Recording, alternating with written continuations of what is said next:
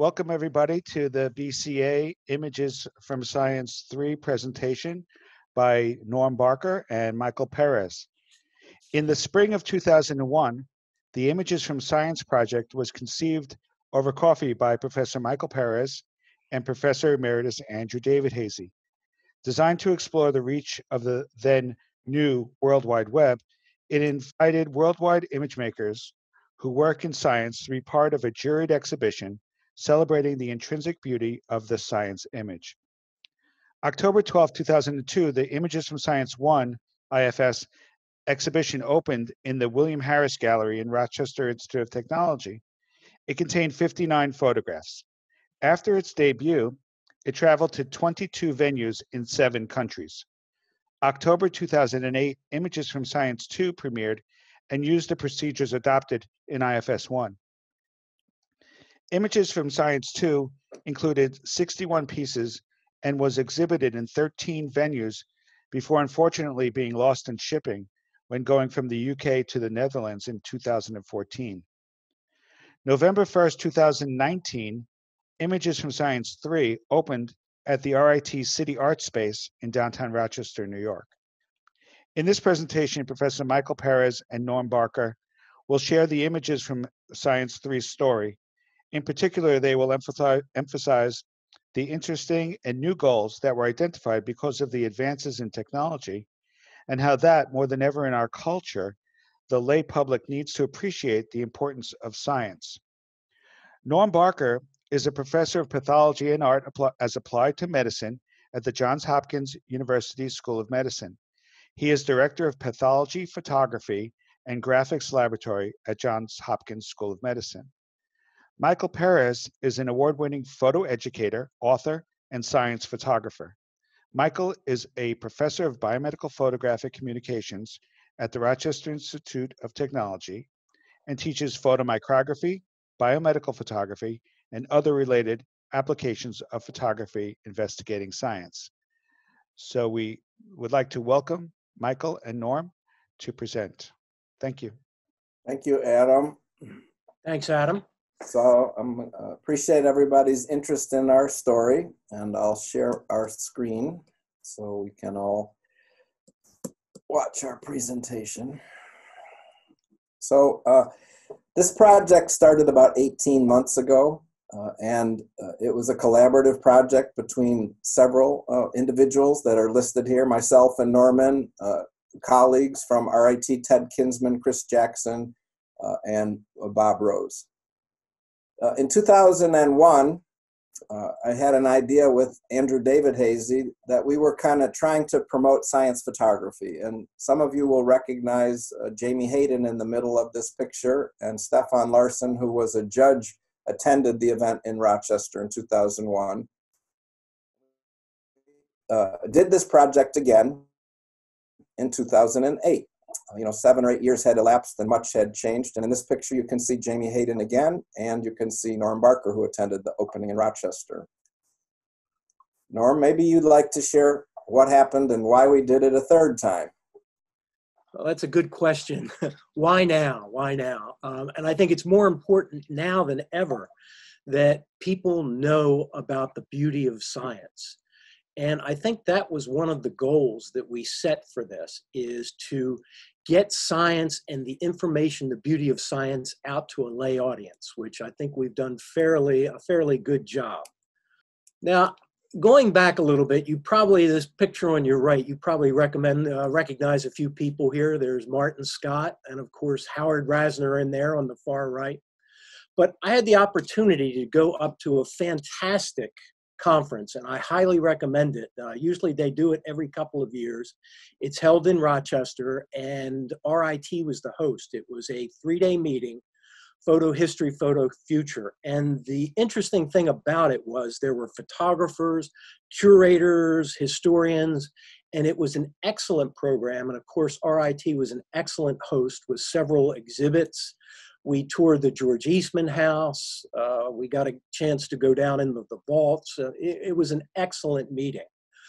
But as things often happen, they happen at a bar. And this picture on the right, Michael and I were sitting at the bar, And he said, hey, it's been since 2008, 12 years ago.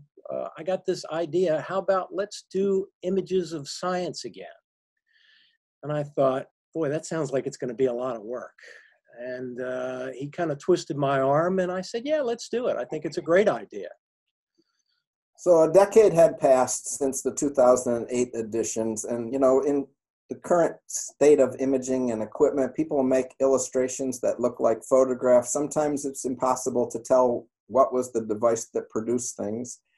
Social media applications, Instagram, Facebook have exploded. People are doing things with tools now, video, CGI, animation, time-lapse, confocal, things that were pretty out there and futuristic 10 years ago were now common everyday tools in people's laboratories. And on a very personal level, the picture on the left is my very first job as a medical photographer at Johns Hopkins Hospital in 1981. That's where I first met Norm.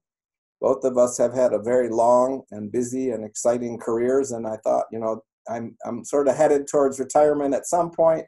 Maybe this would be an opportunity to work with Norm. So there was some personal reasons, there was some professional reasons, there were some technical reasons that sort of drove my sort of curiosity. The very first images from Science Exhibition was sort of an experiment. The internet was relatively new in 2000, 2001 when we were promoting this idea. And our photo programs in the sciences at RIT were always, how to find new students was very challenging. And so we thought, what better way to show young people what this field might include through an exhibition of photography. And so we tried to do something that hadn't been done before. We were trying to create an exhibition using only the internet as its collection and display technology, and we were trying to recruit our photography programs at RIT. I don't know, many of you are creative people that are listening to this talk, and so when I get an idea in my head, sometimes it's like a disease. I can't stop it. I just keep wanting to turn it into something and make it bigger, and how to make it more complicated seems to often happen. And we didn't have a really good idea how to do this. We just knew we wanted to do it. So a lot of the first few months were figuring it out. What was the name of the project? How do we get it funded? How do we pay for it? How do we make it juried? How do we plan to travel it? So we were working with just an idea without a lot of specifics. And the first few months were trying to get through defining it in a way that would be achievable for us. So, I think that we can learn a lot from the past. This is a picture that Stefan Larsson introduced me to that's in the archive at Karolinska Institute. And it was made in 1865 by a physician, an anthropologist, and a researcher in Stockholm. And it just intrigued me how, this guy was experimenting with backgrounds, 1865. Well, I use this as an example that we were learning how to do things, and then we would migrate those technologies and those approaches into each iteration going forward. Andy David Hazy was a real believer in a catalog. He was a believer in a catalog because he said, once you take an exhibition down, everybody forgets that it was ever up. He said, so we have to have a catalog. For this to work for our objectives and to share the work of all the people in the exhibition and give it legs, we had to have a catalog. So that with it by itself became sort of like obstacle number one for us to proceed. So our to-do list in both 2001 and 2020 sort of became the same thing. We needed partners. We needed to define the scope of the project. We needed a gallery space. We needed to create methods to do the work. We needed to find a publisher. We needed to develop promotional materials and give all of the opportunities of voice to people all over the world. We need to raise money, invite judges, and find collaborators, all within 18 months. So that's why Norm sort of hesitated at the bar, but I think it was the second drink that gave him more courage. I came back to campus after meeting with Norm and talking about the conference, and I was talking to a good colleague, recent Schmidt laureate Ted Kinsman, about the idea, and he said, I want to help. How can I help? I want to get on board. This is just what we need to do here. So we became from a one-some to a two-some to a three-some within about 2 weeks. We developed a timeline. If we were going to have an exhibition November 1st, 2019, all of these things had to be done in very short timetables for us to achieve that goal. We had to be super efficient. We couldn't dawdle. because each step led to the next step. And if we got behind in any one of them, we'd never have the catalog for the opening of the exhibition. So getting a catalog printed drove everything going forward backwards like any major production. I thought it might be fun for you just to take a quick jog your memories about what 2001 looked like. These 5 cameras were the leading cameras on the market in 2001. A 3.3 megapixel camera with an ISO 400 was about $3,000 or more. You know, just remarkable. AOL was one of the leading carriers on what was becoming broadband and had 20 million customers, and there were still people using dial-up. As you can remember your modems. Kodak CD was a major archiving tool. CDs cost $10 a piece.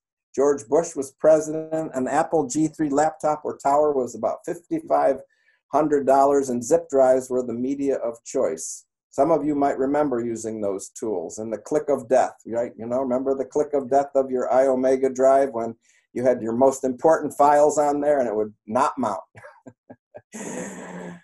So as soon as we decided that we're going to do this project, I met with the gallery director at RIT. We had a brand new gallery in Rochester that was opening downtown. RIT was downtown when Tom Hirchin was a student, and they moved to Henrietta.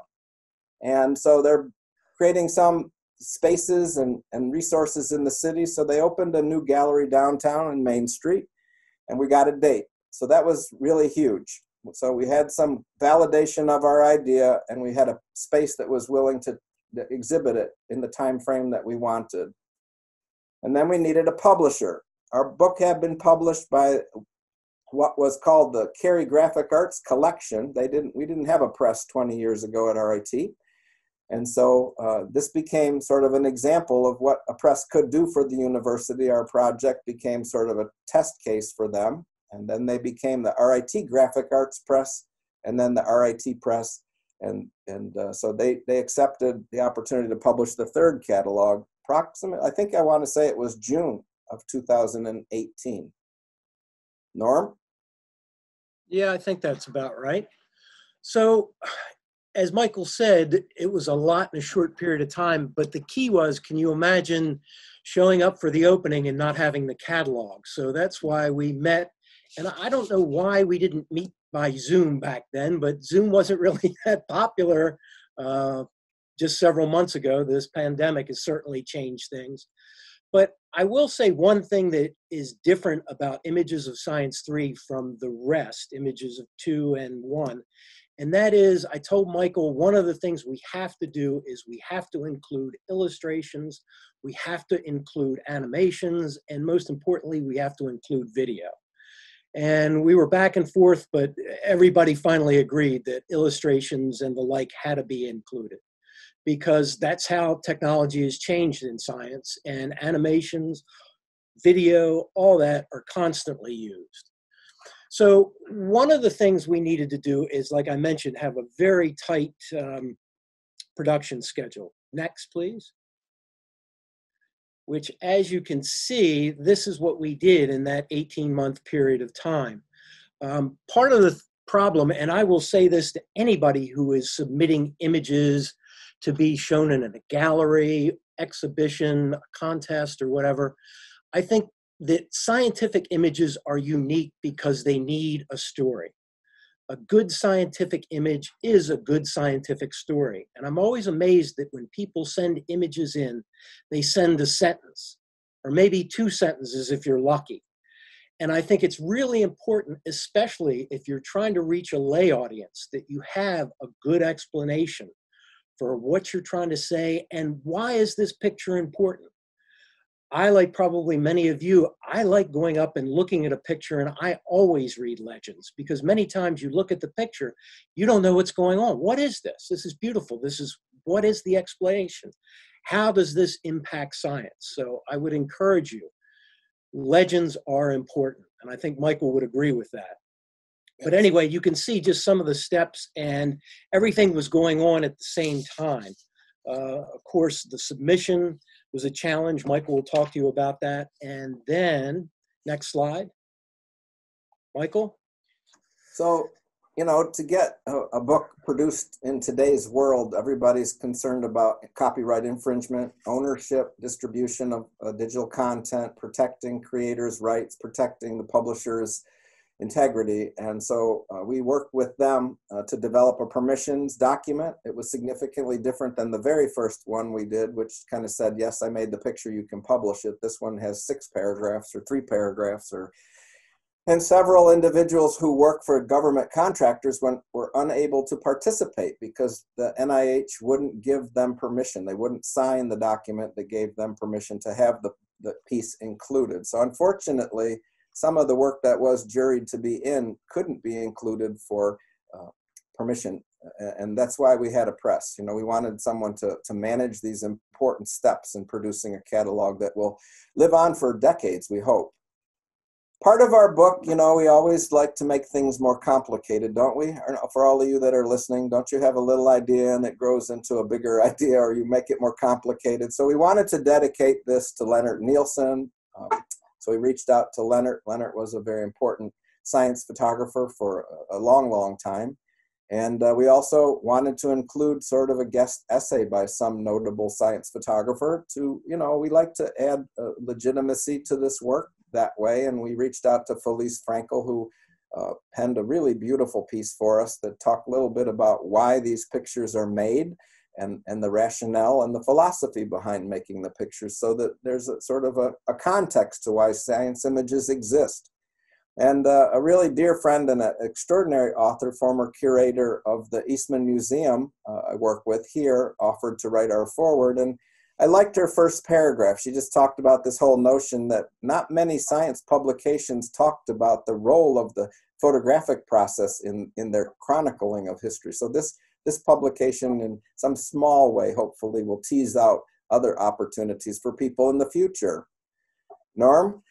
So talking about identifying sponsors, projects like this are fairly expensive to produce when you consider publishing a 4-color book. And then on top of that, once everything is judged, actually printing the salon to go up in the gallery walls or museums. So one of the things that made it easier to get sponsorship was certainly that we had catalogs from the past. And when I approached one of the deans from here at Hopkins and told him, this is what we want to do, this is what's been done in the past, he got very excited when he saw the book. And the same goes for when we talk to corporate sponsors, for example, Zeiss.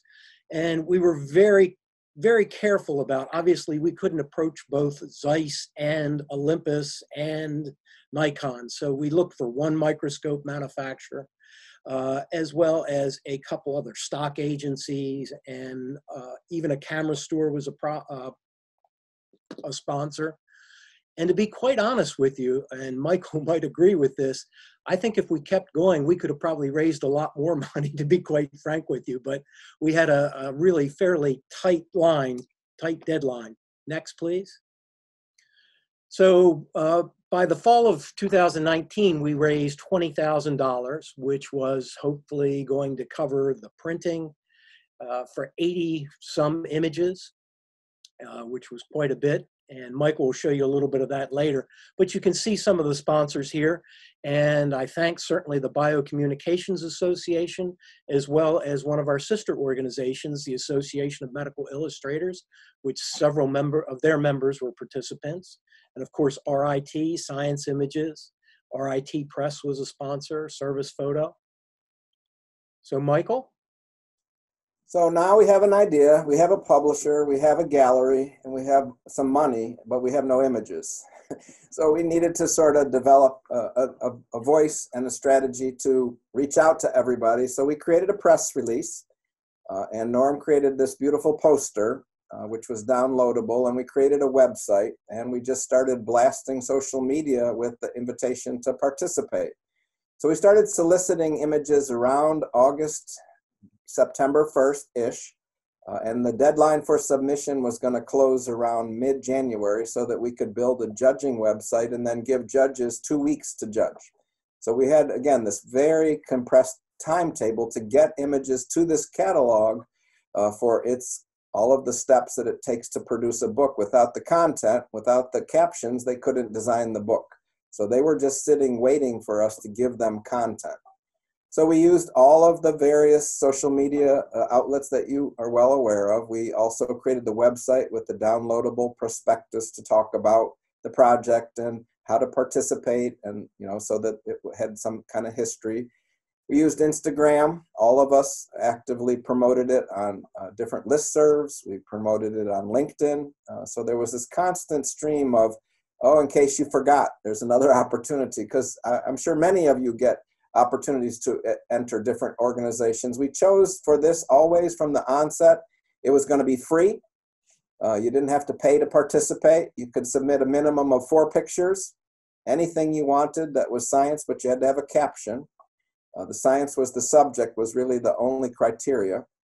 And then, the caption became super important, and some of the other information about the image, the technology, the capture method. So this campaign lasted about 4 months to try to continue to invite people to participate. And we chose to not want to do this the original way for various reasons. So, many of you might have email services where you work that limit the number of megabytes you can have on an email before you crash your account.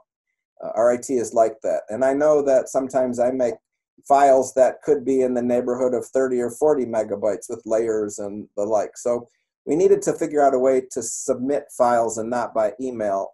RIT wouldn't give people access to the university servers. I couldn't create any kind of thing that people would be in the RIT environment safely. So we needed to develop a way to work. So we ended up using a Google Drive, which was really quite resourceful. We had an unlimited amount of space on that for people to submit. If that didn't work, if they didn't have a Gmail account, then they could use Dropbox or WeTransfer. So we got everybody's content that we're aware of. If anybody had problems, they communicated by email with me.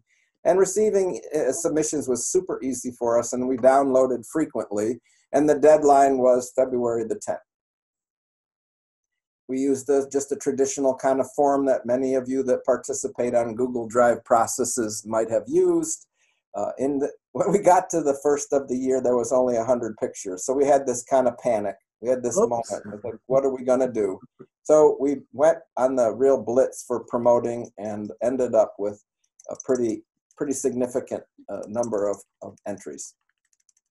We tried to get our judges. That was something that was ongoing during the process of collecting images. We wanted a diverse group of people. We wanted people who would legitimize our work and probably enhance the project by affiliation with us. We also wanted it to be, artists and technologists and scientists and illustrators, people who could understand what they were looking at.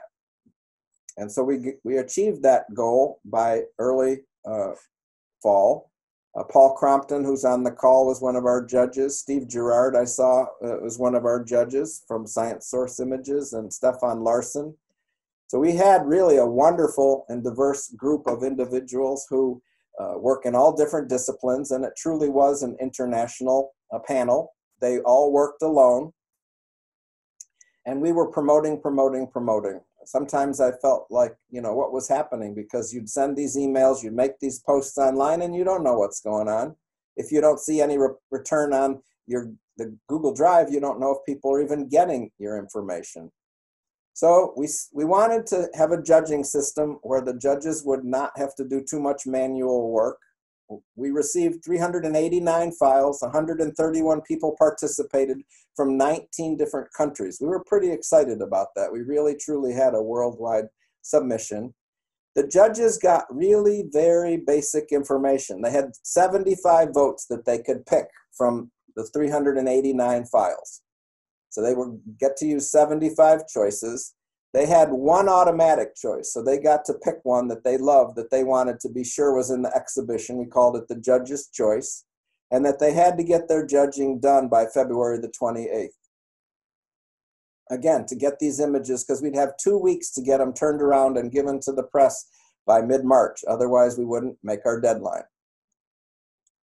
Bob Rose joined the project in mid-October. He too was interested in looking at how you can do things in technology, and Bob is a technologist, and he wanted to automate our judging process. He didn't want any judges to have to do any extra work, look at a website and click yes or no.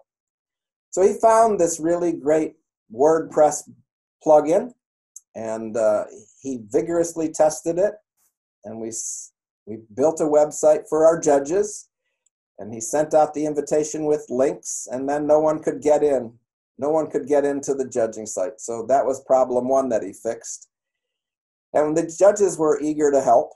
And so they were just basing their decisions on, did they like the images? Were they beautiful? You know, they didn't judge them on how difficult they were to make necessarily, but were they visually appealing?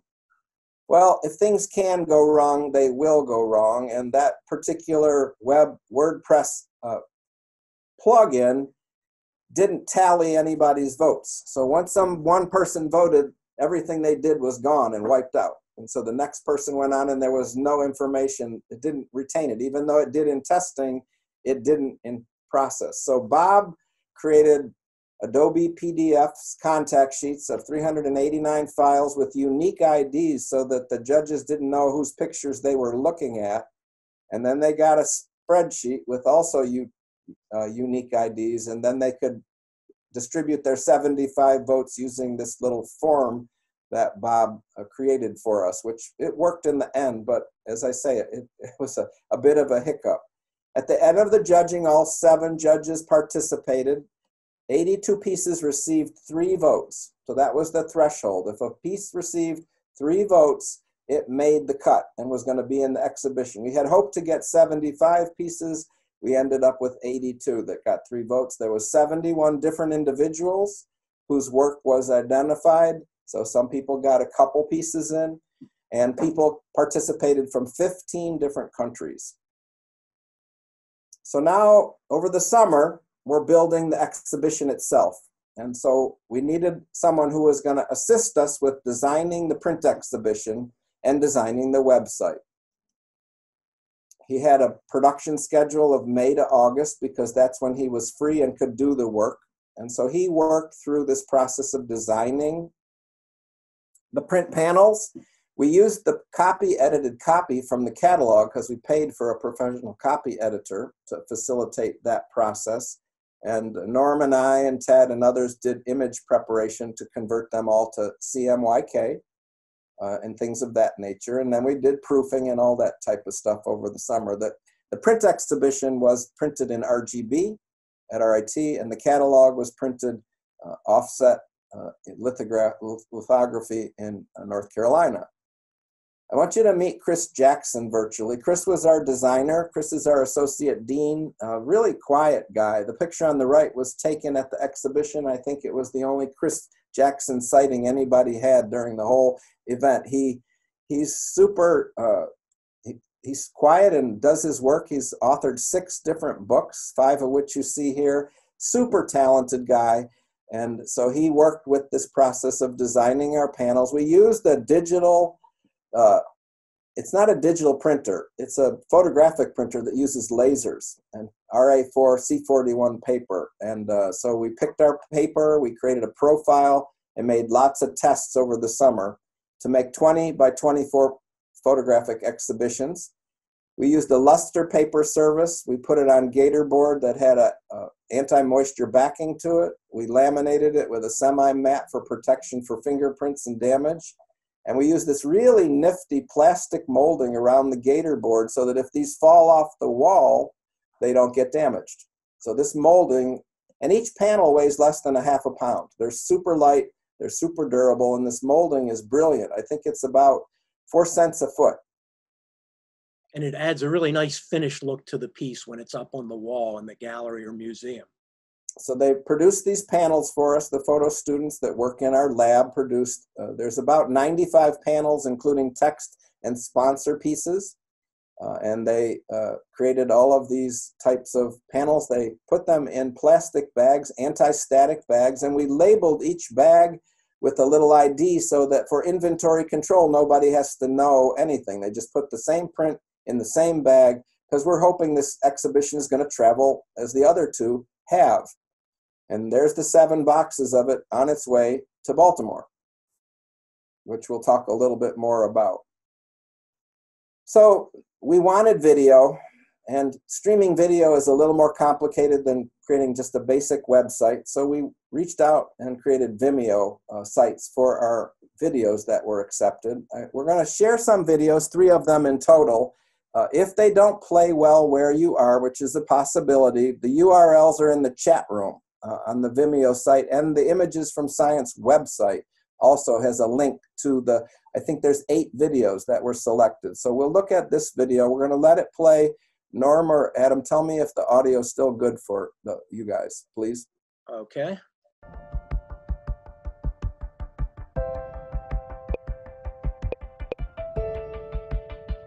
Audio is good.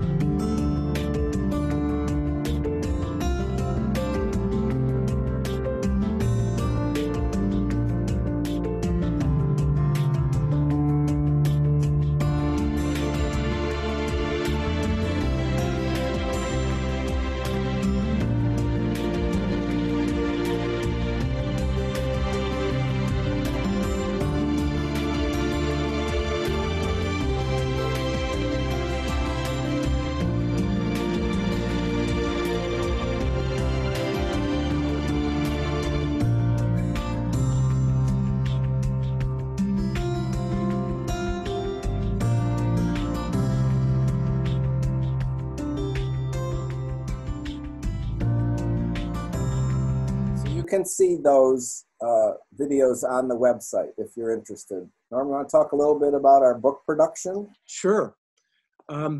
Again, we worked with a tremendous designer from RIT Press by the name of Marnie Sohn, and she did a fantastic job. And if you can imagine, 3 or 4 photographers trying to give feedback about cover and layout and everything like that, but she was extremely receptive with everything that all our recommendations, and it was extremely collaborative dealing with them. Also, too, part of the copy editing, which was a real challenge. If you can imagine getting 80 different voices into the same stream was a real challenge. And then, of course, proofing, as we took a look at a lot of the images. And obviously, since video and some of the animations, we set up a Vimeo page that can be viewed. And I should also mention, many of you have probably seen in the Journal of BioCommunications, the JBC has published an article with all of the, at least I think 30 or 40 entrants, and some of the videos as well. So take a look at that if you get a chance. And we did all this review and final proofs. What was it, Michael, in about a week? Something like that? They had to turn it around. Super, to keep our press date and make the catalog mailing deadline, we had to turn the page proof approvals back in 1 week. So Norm got a copy and RIT got 1 copy. Okay, next. Chris built our website as well as the exhibition panels. And so he went through this all summer long working with content, mostly alone, and I didn't bother him. I just felt like he wanted to do the work. He wanted to do it. He was going to do it much better than any of us were going to do it, and I had no doubt it was going to be beautiful. And he didn't disappoint. He has just such a really nice aesthetic. And so the images.cad.rit.edu is the website that he produced. So as we went, we were making this up completely as we went. We were working on, solving problems real time. And then once we were getting close to November 1st, in Rochester, all exhibitions open on November 1st. So all the galleries in Rochester have this sort of unwritten policy that they'll open exhibitions on what we call the first Friday of the month so that there's maximum people going into the city. Let's watch one more short video of this exhibition being installed.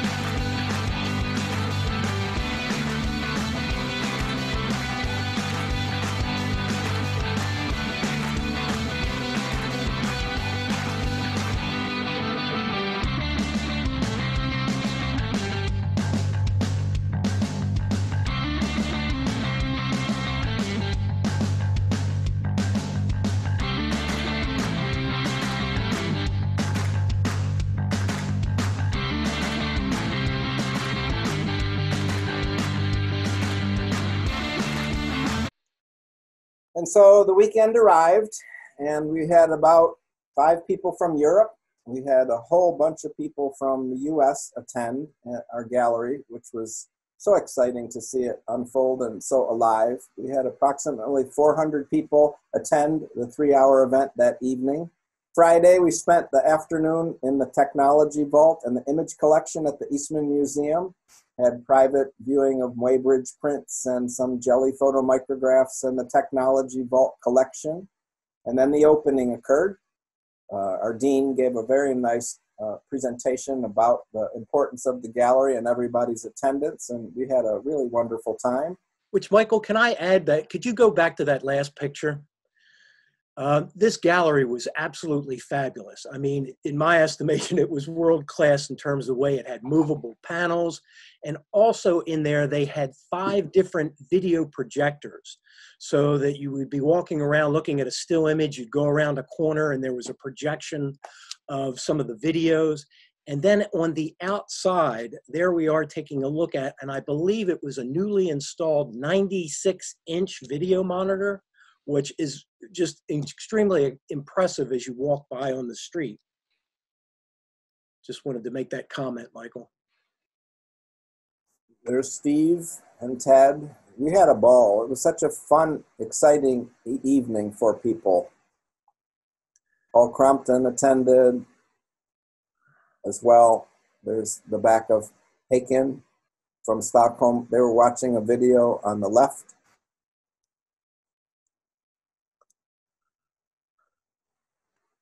And then on Saturday, we visited the RIT Image Permanence Institute, and we visited the RIT Press, and we saw some rare printing materials from the 1600s and earlier. We also got a chance to learn about image conservation and the research that's being done there. Before we had a really wonderful gallery talk where all of the artists were invited to share stories about why they do what they do and how they do it. Norm gave a wonderful presentation I gave him 12 minutes to talk about the image in science. Norm? Well, part of the real challenge now is promoting the traveling component of the exhibition.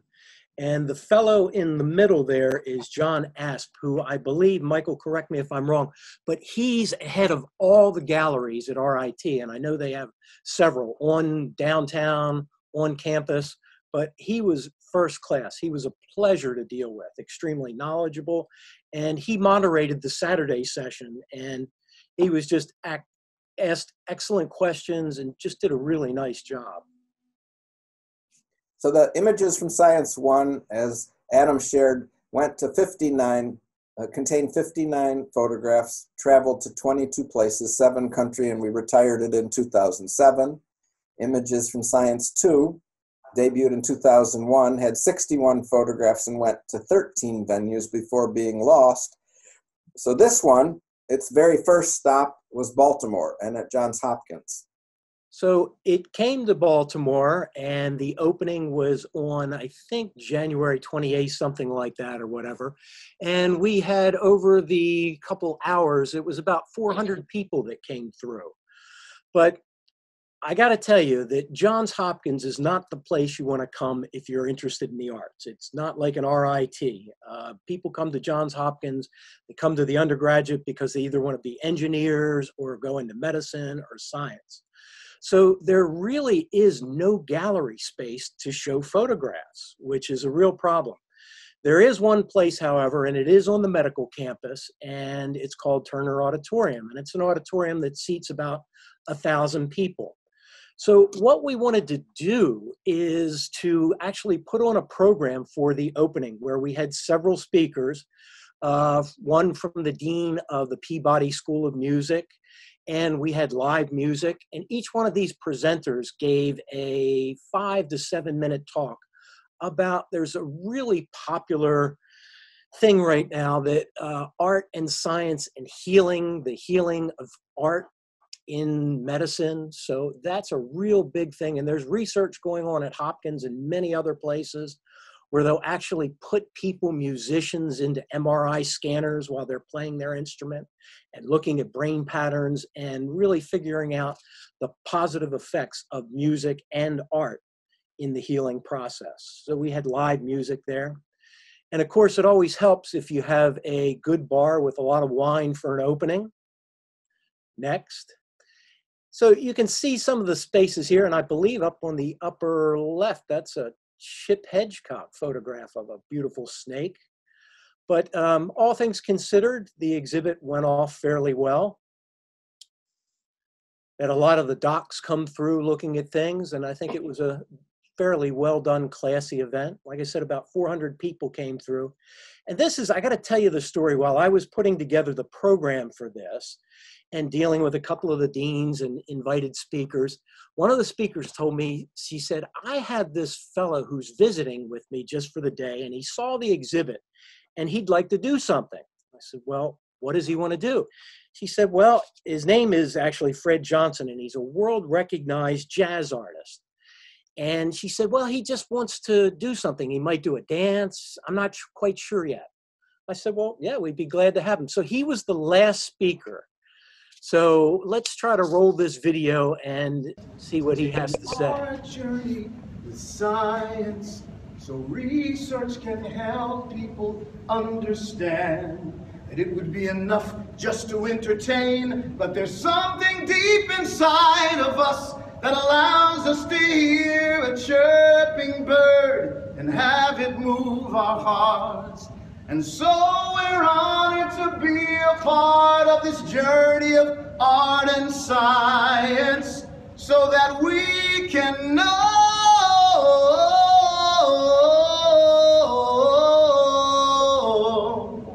that there's no distance between art and a scientific research to understand what do we feel on the inside, and that it's okay, and that there doesn't have to be a barrier between melody and research, that together we can go deeper and reach more of humanity to better understand who we are and who we can be.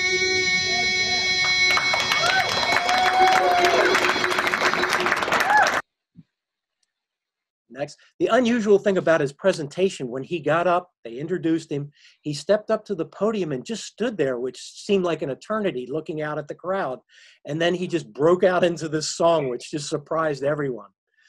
But the next thing, obviously, after it left Hopkins, when the exhibit closed down and was supposed to go up to New York, which I'll get to in a second, but dealing with museums and galleries and getting a schedule set up, what we took a two-pronged kind of way about it, and that is, It's always easier when you have a book, when you send a proposal out, which we did everything in print, we had it all on the web. But when you're dealing with museum committees, it's always easier if they have something in their hands. And we certainly build this as a multimedia extravaganza, which it is, with videos and just all kinds of things. So that's been a real help in terms of getting people interested. But there was a pandemic that came along, and I was in Turner Auditorium taking the show down, ready to ship up to New York on March 20th. It was supposed to go to New York April 1st. Next slide. So as you can see, it was supposed to go up to the New York Hall of Science, and by April 1st, everything had closed down. It's still going, we're just not quite sure when. So the question is, where do we go from here? And I hope that it's going to be going up to New York a little later this year when things start to slowly reopen. But it's scheduled tentatively, hopefully for January 2021 for Presbyterian College. Then it's going to Northern Illinois University. And a couple others are still on hold. But I would encourage anybody who might be interested in bringing this exhibit to their institution. It's free, there's no cost. There is some shipping involved, which is fairly minimal. But if you have a gallery space and would be interested in bringing this exhibition to promote really what you do in your day job to your university and your colleagues, Images of Science 3, I think would be an excellent choice. So I'd like to sum up and just show a couple there. We had a Jurors Selection Award, and this actually made the cover, a beautiful illustration. Next. This is kind of an unusual piece. This is a brain central nerve cord in a Drosophila. This was kind of an unusual piece, and this person was not an artist, or excuse me, was an artist, not a scientist. And she has a way of, when I first saw this image, I thought it was, and probably some of the jurors did too, I thought it was some of interstellar photograph or lunar eclipse or something going on. But it's actually, she works with photochemistry on paper and goes through all different types of processes to make these things. So it's interesting that we got an artist involved as well. Next.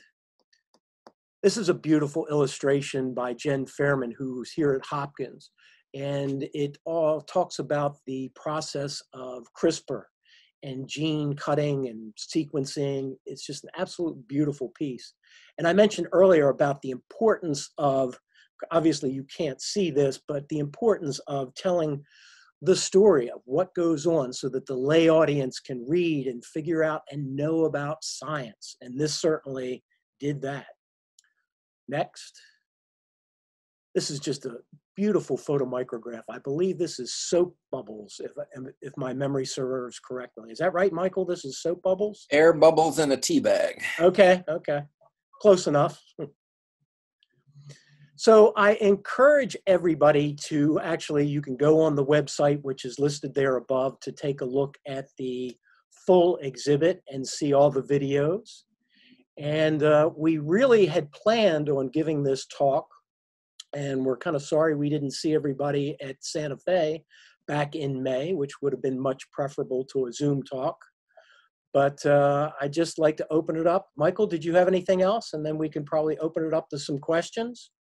No, I think we've shared as complete a story as we can with you about the work, the process, the thought, the anxiety, the stress that went on. But that when it all unfolded November 1st in Rochester, it was so exciting. There was energy in that gallery that was so exciting to be a part of. So I appreciate all of your attention, and if there's any questions. So if anybody has a question, just raise your hand and unmute. Any comments, questions? Fantastic Yes, effort. Chip has something to say. Well, I just wanted to say thanks to everybody involved in making this wonderful thing happen for a third time. It really is a tremendous exhibition, and I'm just, yeah, I'm really excited to see the talk, and I'm personally excited to have been part of it as being in it. So Fantastic. And Bob, you were saying? Fantastic effort there, folks. Wonderful representing all the different individuals and images. And I wish you well in getting it distributed in light of all of the problems with the pandemic. Well, people are definitely interested. It's just the slow opening of everything coming back, which I think is going to take a little while, but we're lining things up. And I will say one thing, and it'll be interesting to see down the road. Hopefully, Michael and myself are probably going to be long retired by an Images of Science 4, but we hope somebody picks up the mantle and carries it on, because I think it's really important, again, to get that information of science out there. And I like the fact that you went to the Hall of Science in New York, because I'm from there, but I've been there many times with my kids to show them about science and technology, and there's a lot of visual experiential education at that particular museum. It's a wonderful place, and I hope you can get it back there. It'd be great. Actually, it's interesting, and Michael might be able to comment more on this than I can, and I believe one of the folks, Matteo, is in the audience. But right now, Images of Science is playing over in Italy, at Lake Gordo, I believe, if I'm saying that right. But it's playing with an exhibit about a gentleman who did some early daguerreotypes of science, and the Images of Science is playing in a room over there. So it's in Italy right now, which things have loosened up a little bit over there, and museums are starting to open back up. That's great. Thank you. I was curious how the project was received by sponsors when they were first approached, back in 2001, and new sponsors that were brought in later. Were they pretty quickly like, wow, this is great. Here's a wheelbarrow full of money, and thank you for involving You never us. get a wheelbarrow, I'll tell you that. or I know what you mean. What strategies did you have that you think was most successful? We all sort of divided and conquered. So anybody that was Ted, myself, and Norm, from the very first month of sort of coordinating our ideas and our objectives, sort of we made our own small lists of who we would approach. The very first time we did it, we went mostly to RIT.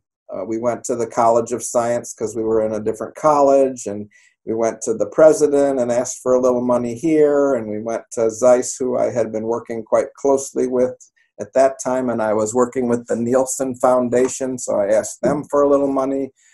So I went out to people I knew, and we were successful. The second time we reached out to Adobe, because Adobe was trying to get into medical and science. Photoshop had their scientific tools now by that time in Photoshop, so they were helpful, and we reached out to many of the same sponsors. And then this last one, we diversified, but some of the traditional sponsors, RIT and Zeiss, were still on board, and Norm reached out to Hopkins, who was very generous. So I think, people love images. Like everybody that's on this conference call, whether it was National Geographic or BBC or whatever you saw, you just love images. And so we were going to create this catalog and a website that would live, and a traveling exhibition.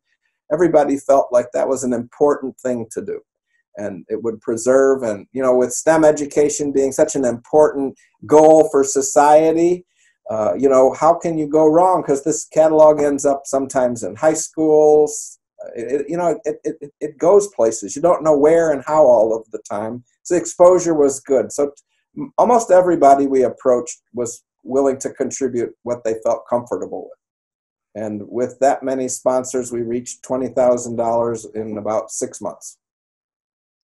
I must tell you a story. I kind of blew my budget when we did the opening at Hopkins, because hiring a band to play music and all the booze and everything like that, I spent about $5,000 at the last, didn't plan to spend.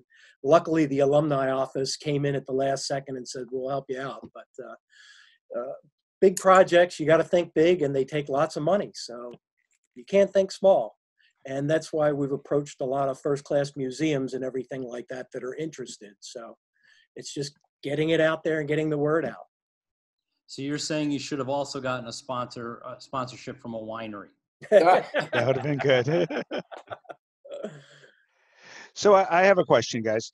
So for the people who are entering, do you envision that, say, a science textbook or other people would see this exhibit and see these images and reach out to the entrants to purchase their rights to these photos for other projects and other things for science education?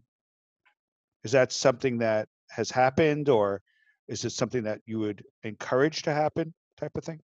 Well, as of right now, everybody owns the rights to they own the copyright. We don't own any of the copyrights for this. Right. We just have a one-time usage. As of right now, to be quite frank with you, I don't think the project has gotten out there enough. Since it's only been to 2 locations, it's on the web and everything. As far as I know, there has not been any stock agencies that have approached people. I don't know if anybody's talked to Michael, but I haven't heard anything. But it's about getting it out there. I was talking when I was at the Nikon Small World up in Philadelphia that Jamie holds every year. And I talked to one of the Nikon reps, which, by the way, he says that is the most popular photo contest with almost 50,000 entries from around the world. And I asked him, I said, well, why don't you do a book from the 45 years of all these images that Nikon's collected? And he said, the biggest problem is getting copyright issues and just collecting. He says, we have the images, but getting the rights and the cost to produce a book like that, you're looking at $100,000 minimum. And I think we all know about the challenges with many of the camera companies right now, and certainly Nikon. So, Steve Gerard, are you still with us? He's there. He's muted, I You can think. unmute yourself, Steve. There he is. I'm not, I just got back from a long vacation and I'm not pretty enough to get on camera. That's all right. Would you be willing to talk about why Science Source participated and your feeling about science images as commercial products? Sure. I mean, this is what I've been doing for 30 years. You know, we specialize in science and medical, and we're a small agency. We're not like a big Getty or anything like that. What we do, and the people that have built this are all people that have science backgrounds and a love of science, and that's what we do. So, you know, I know earlier in the talk, you know, there was, you know, talking about the captions and things like that, and that is such a large part of what we do as an agency, is to not only get the image out there, you know, from our database, and, you know, we've morphed over the years, used to have everything in slide cabinets, and we've scanned as much as we can, and, you know, everything's now digital, but it's, you know, it's always been, even when it was on prints and slides, as much information as you could get onto those, you know, onto each image about what it is and what's the significance of it. So it's a very much a communication thing.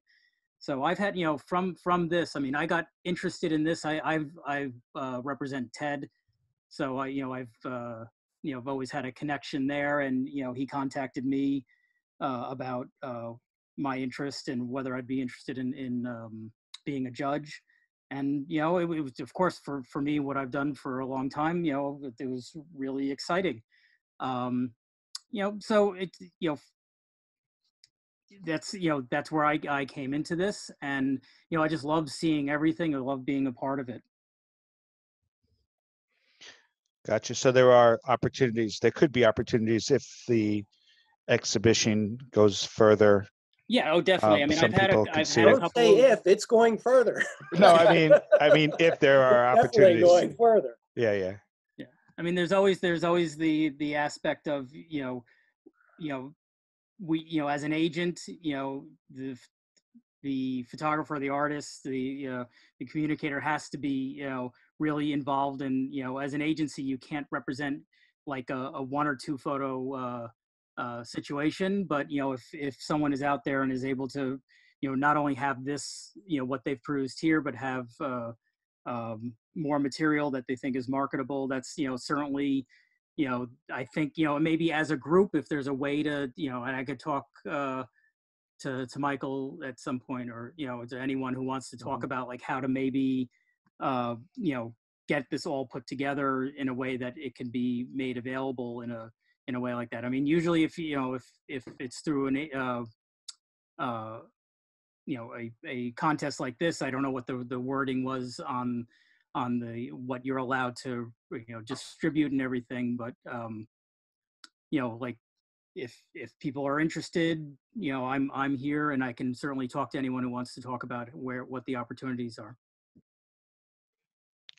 Okay. Scott. I really appreciate this great gathering here that the BioCommunications Association made happen, and listening to Steve speak.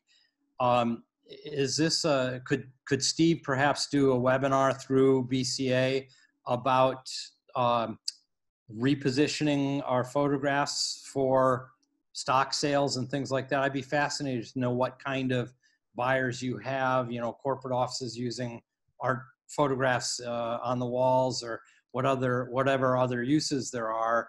I don't know if that would be of interest to other people, but that would be a really interesting webinar topic. Sure, I'd be interested. This is what I talk about all the time. So I'm an editor. I'm a salesperson. I have a medium-sized staff behind me that are writing captions all day and getting this stuff out there. So this is what I do. And if some people want to talk about it, I'm certainly willing to work that out and get on here and talk about it. Okay, great. Yeah, we'll call you. Be welcome. That would be very interesting.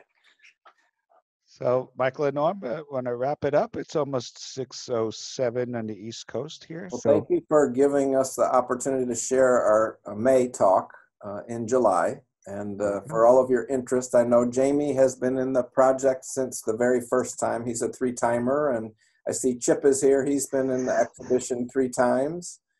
I know Stefan's still awake. He was a judge in 2 times.